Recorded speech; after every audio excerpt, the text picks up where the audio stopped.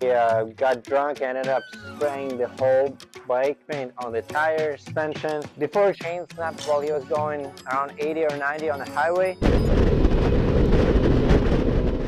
Because I've accumulated quite a bit of tasks, but I've also accumulated 2 new motorcycles. So if you remember, I had a 2007 Daytona 675, which is a Triumph sport bike, one of the greatest in the 600 class, I think.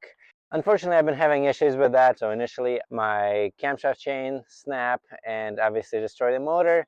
So I bought a co-powered bike with a good motor, had swapped in all of my body parts onto the co-powered bike, and then I found out that the transmission on that bike was in pretty bad shape. So my plan was to put in the good transmission parts from my bad motor into the good motor, and then I would have a good bike. Obviously that would be a large project because you have to split apart the cases and do a whole lot of work. I ended up trading that Daytona for this street triple, and it does need a ton of work. I probably took an L when I took this trade because this bike needs a ton of work. For one, it doesn't run. Something going on here. I haven't had a chance to really look into this bike ever since I got it. And honestly, I was kind of afraid to look at it because I figured I was going to find a whole lot of issues.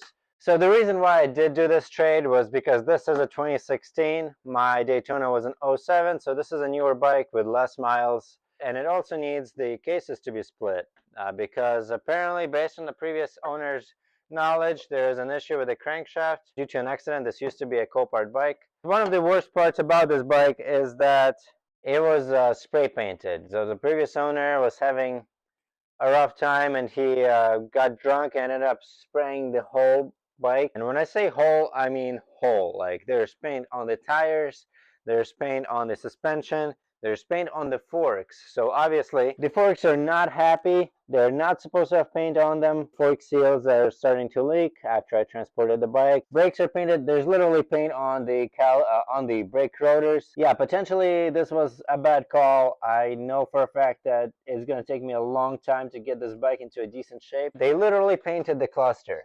Like, I do know that this bike does have a bit of a sad history with it. The previous owner and his younger brother bought 2 Triumphs from Copart and kind of had a competition on who finishes their bike first. So the brother ended up finishing the bike that he bought. I believe it was a Speed Triple. He went out and crashed it and died in the process, which is awful. I'm very sorry for that man's loss. So because of that, the previous owner decided to get rid of the bike. The owner was somewhat, emotional. One very sad day, he was drunk and he spray painted the entire bike. There's paint on the headlights, radiator, I mean, you name it, everything has paint on it, apart from this tiny little chip.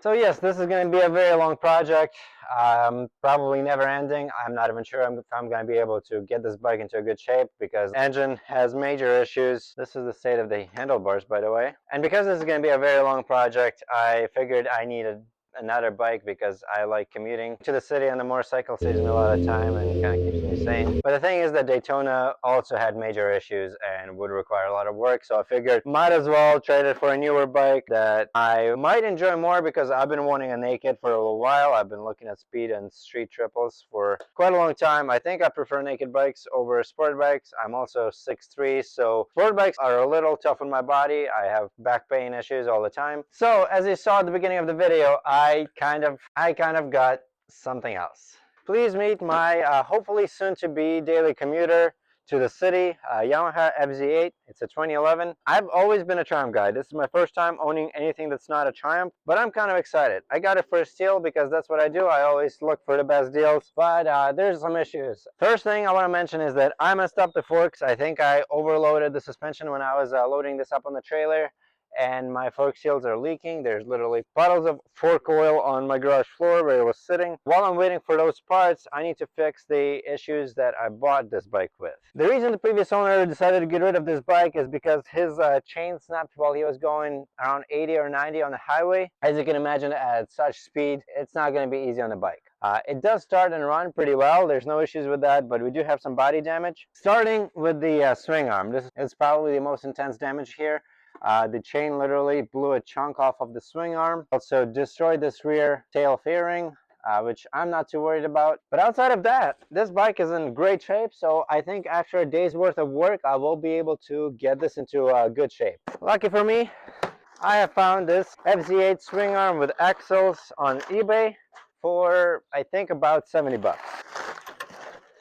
I also should have the chain delivered today, and once I get that on, the bike should be totally rideable. Obviously, the forks are gonna need some love, but it's not gonna prevent the bike from being rideable. This thing has overspray, but I'm not worried about that. I can easily respray this or just send it off, no big deal. So first, of course, I have to come up with a way to secure the bike with no load on the back tire. Here's a little nest I have right by my garage door.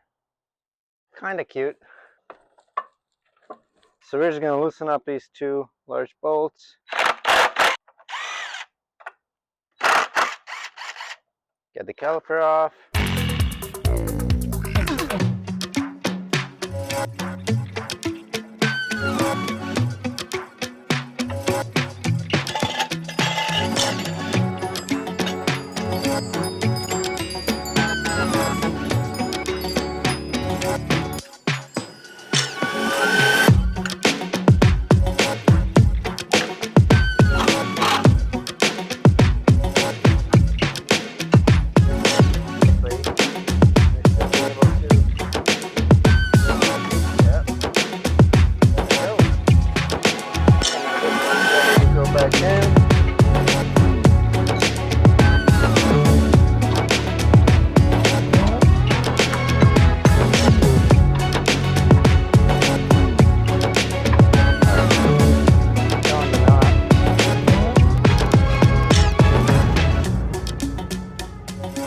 All the bolts for the swing arm are in. I'm not going to put the wheel back on for now because I'm supposed to be getting the new sprocket and chain delivered. It doesn't seem like it really needs a new sprocket, but I would rather be safe. We don't know if the chain smacked it, maybe it warped or anything along those lines. I would rather not risk it and just throw the new sprockets and chain on together. It should be in about 3 hours, so why don't we just skip to that? I know my clothing is different and the sun is in a different place, but we do have the parts.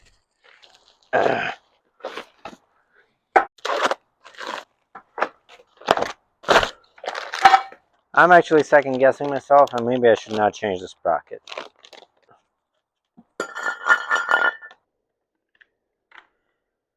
I don't know if you guys saw that. Yeah, we should.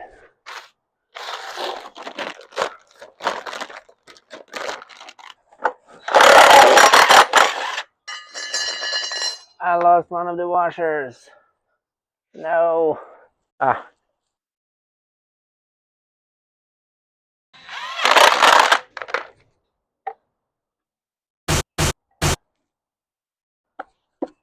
Okay, that should do it. I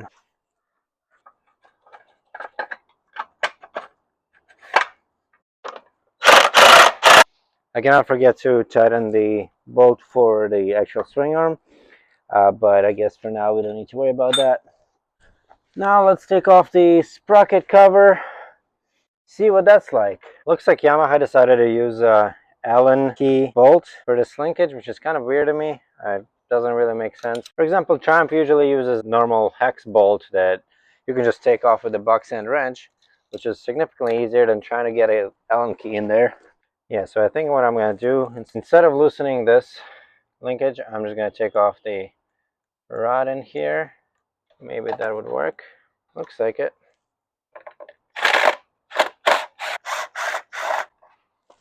Okay, got 3 of these out. I think that's it. I could be wrong. There we go. The previous owner did say that he checked the sprocket.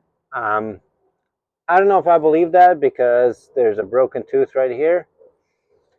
But overall, everything seems to be fine.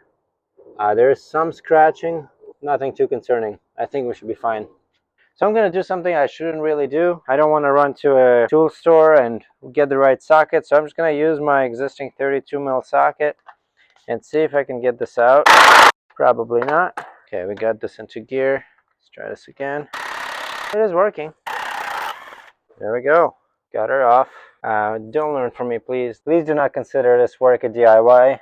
This is just me doing my own stuff. Okay, so this sprocket does seem to be different, much thicker, but I guess that's okay. Yeah, got on just fine. I'm gonna use some blue Loctite on this.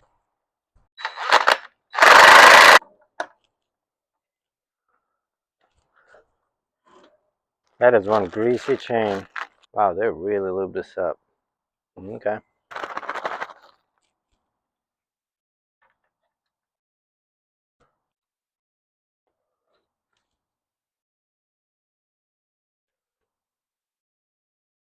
Okay, feeding this through. Oh, why did I tighten the axle nut? I'm such an idiot. The reason why I wasn't supposed to tighten the axle nut was because I still need to adjust the wheel offset. Not offset, but whatever, you know what I mean. Basically, I need to push the wheel forward to give me some slack in the chain and be able to put the master link on. Okay, let's see if this is enough. Not quite. Okay, this is now maxed out. Let's do the same thing on the other side. Okay, this is basically as far as this wheel will go. Oh yeah, there you go, that's perfect. Cool. These are all greased up. The ring is on there. There we go. Now we can use the riveting tool.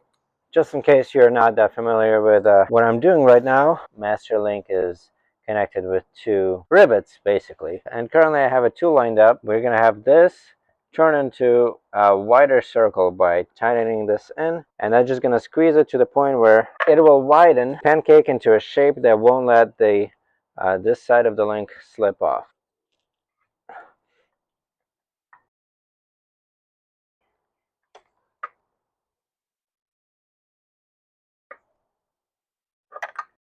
Okay, I can't seem to be able to pop it off, so I think we're good.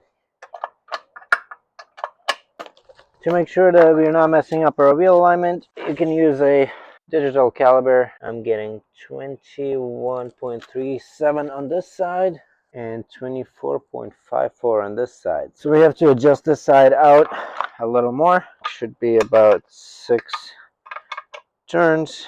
Oh, this chain is too tight. So now we're gonna go back. Okay, this slack looks okay. I'm gonna go back on this side. And there you go, 21.4 here, 21.55 here. That's close enough in my book. Sorry, I'm sure you're noticing the decreased energy from the beginning of the video to the end, but as you can imagine, this has been a lot of work. While I was waiting for parts to get delivered, I was busy doing a lot of other stuff, so it's been quite a long day. You know what's not a lot of work though? Hitting that like button. That would be very nice of you. And also, consider subscribing.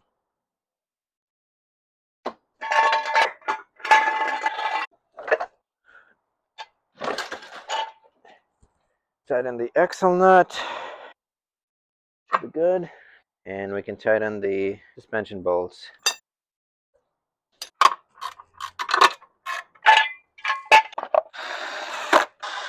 I think this bike's done and ready to ride. I hope I didn't forget anything. Wouldn't be too oh.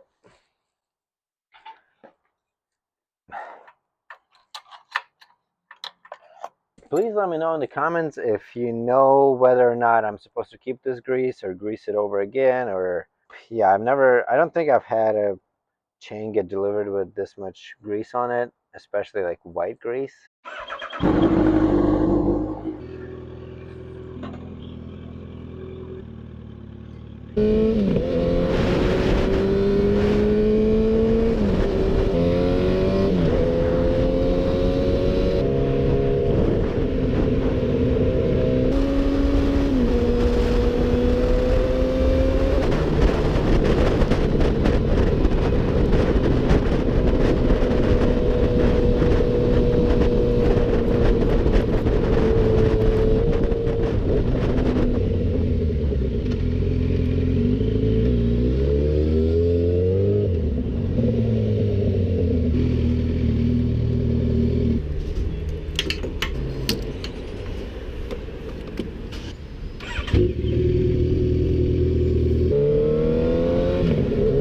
Initial impressions, pretty good. I'm really not used to riding nakeds, especially nakeds with bars that are this high. Overall, bike feels great. I felt absolutely no issues, despite the forks being leaky, super leaky, and probably empty.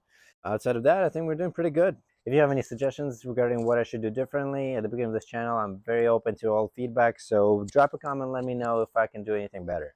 Now we just have to wait for the fork seals to get delivered, and sooner or later I'll probably get to working on that guy. It's going to be a very long project. I'll have to pull the motor, put in a new crank. I'm not optimistic with that bike, but at least we have this.